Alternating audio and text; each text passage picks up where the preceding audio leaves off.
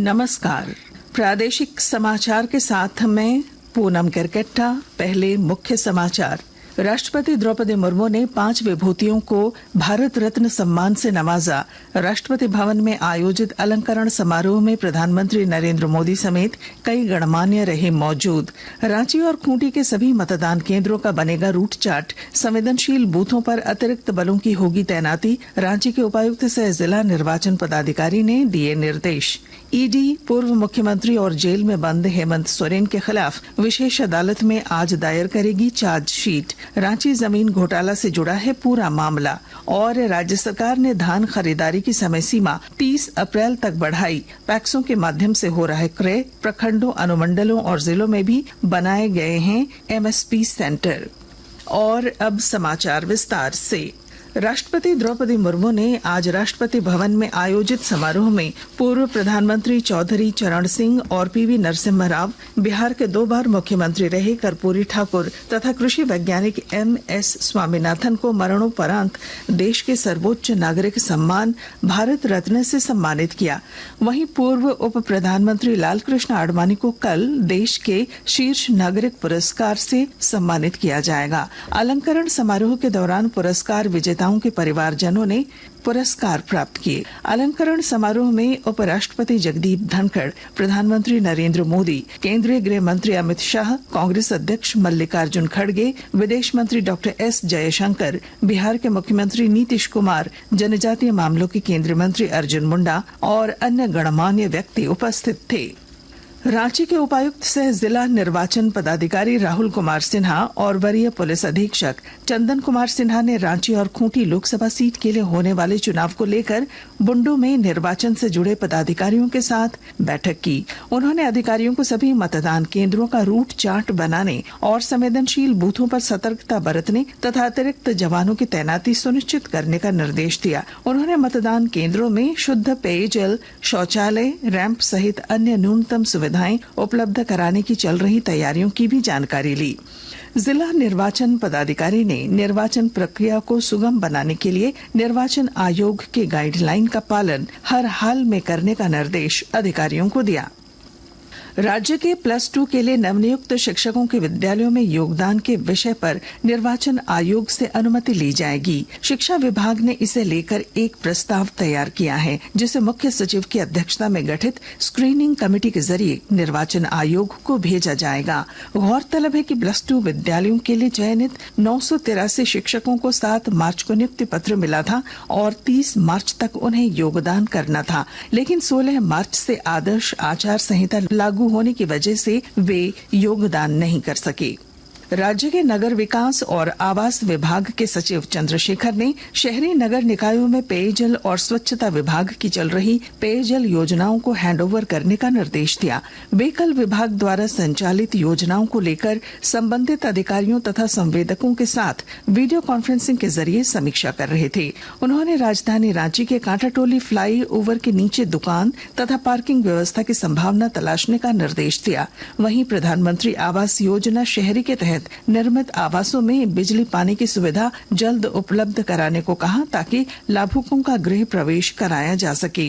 उन्होंने नगर निकायों में बन रहे टाउन हॉल और अन्य निर्माण कार्यों की प्रगति की भी जानकारी ली।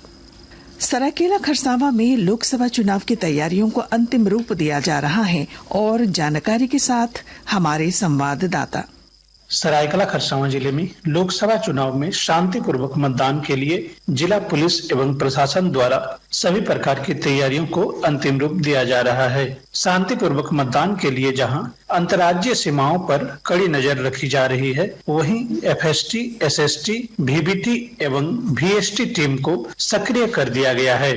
पुलिस अधीक्षक मनीष टोप्पो ने बताया कि चुनाव आयोग के निर्देशानुसार जिले में शांतिपूर्वक मतदान के लिए सुरक्षा को लेकर तमाम बिंदुओं पर समीक्षा कर लिया गया है। उन्होंने बताया कि सभी थाना प्रभारियों को अलर्ट करते हुए बंगाल एवं उड़ीसा के बॉर्डर पर सुरक्षा बढ़ा दिया गया है।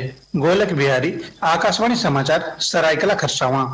आकाशवाणी के ताजा तरीन समाचारों के लिए आप हमारी वेबसाइट news.air.gov.in पर लॉग ऑन कर सकते हैं। ताजा समाचार X handle @AIR news alerts और Facebook page All India Radio news पर भी उपलब्ध हैं। आप प्रादेशिक समाचार एकांश के एक्स हैंडल @AIR news_रांची और फेसबुक, इंस्टाग्राम पेज तथा YouTube channel AIR news Ranchi पर भी हमारे बुलेटिन सुन सकते हैं। प्रादेशिक समाचार आप आकाशवाणी रांची से सुन रहे हैं।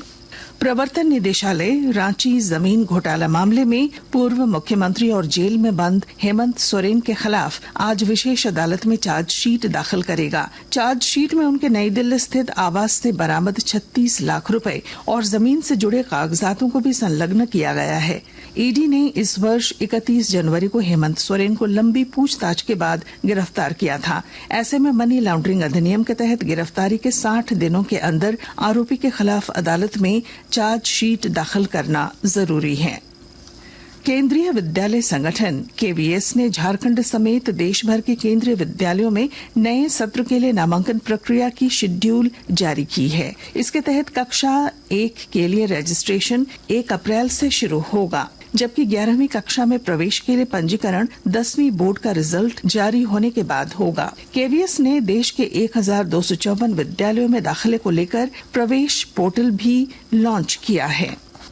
स्वास्थ्य विभाग के प्रधान सचिव 3 अप्रैल को नए वित्त वर्ष में प्राथमिक स्वास्थ्य सेवाओं और सुविधाओं को बेहतर बनाने को लेकर सभी जिलों के सिविल सर्जन और उपाधीक्षकों के साथ बैठक करेंगे। इसके तहत जिला अस्पतालों में समुचित जांच तथा इलाज की सुविधा, आयुष्मान आरोग्य मंदिर खोले जाने, अस्पतालों में चिकित्सकों की उपस्थिति सुनिश्चित करने, टेलीमेडिसिन से परामर्श और इलाज की सुविधा तथा महिलाओं के सर्वाइकल कैंसर की स्क्रीनिंग के लिए जागरूकता अभियान चलाने की रणनीति पर विचार विमर्श होगा। केंद्रीय शिक्षा राज्य मंत्री अन्नपूर्णा देवी ने कहा है कि प्रधानमंत्री नरेंद्र मोदी की नीतियों, कार्यक्रमों और योजनाओं से राज्य की महिलाएं आत्मनिर्भर बनने की राह पर तेजी से आगे बढ़ रही हैं। कल चतरा के ईटखोरी स्थित मां भद्रकाली मंदिर में पूजा अर्चना के बाद उन्होंने कहा कि केंद्र सरकार महिलाओं के विकास के लिए पिछले 10 वर्षों से लगातार काम करती आ रही है।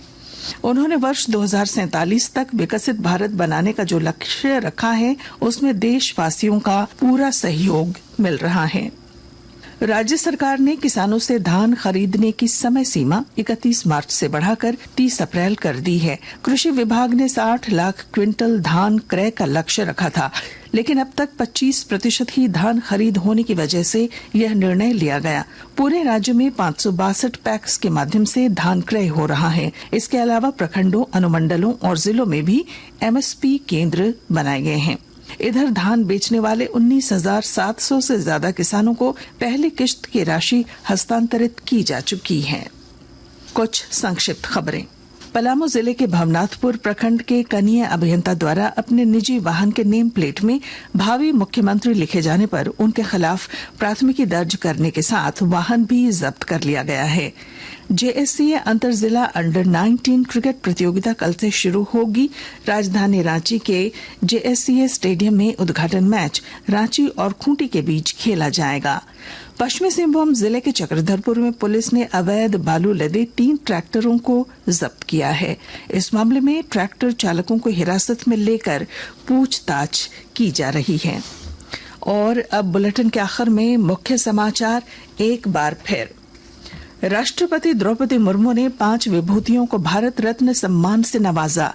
राष्ट्रपति भवन में आयोजित अलंकरण समारोह में प्रधानमंत्री नरेंद्र मोदी सहित कई गणमान्य रहे मौजूद। रांची और खूंटी के सभी मतदान केंद्रों का बनेगा रूट चार्ट। संवेदनशील बूथों पर अतिरिक्त बलों की होगी तैनाती। रांची के उपायुक्त सह जिला निर्वाचन पदाधिकारी ने दिए निर्देश। ईडी पूर्व मुख्यमंत्री और जेल में बंद हेमंत सोरेन के खिलाफ विशेष अदालत में आज दायर करेगी चार्जशीट। रांची जमीन घोटाला से जुड़ा है पूरा मामला। और राज्य सरकार ने धान खरीदारी की समय सीमा 30 अप्रैल तक बढ़ाई। पैक्सों के माध्यम से हो रहा क्रय। प्रखंडों, अनुमंडलों और जिलों में भी बनाए गए हैं MSP सेंटर। और इसके साथ ही आकाशवाणी रांची से प्रादेशिक समाचार का ये बुलेटिन समाप्त हुआ। नमस्कार।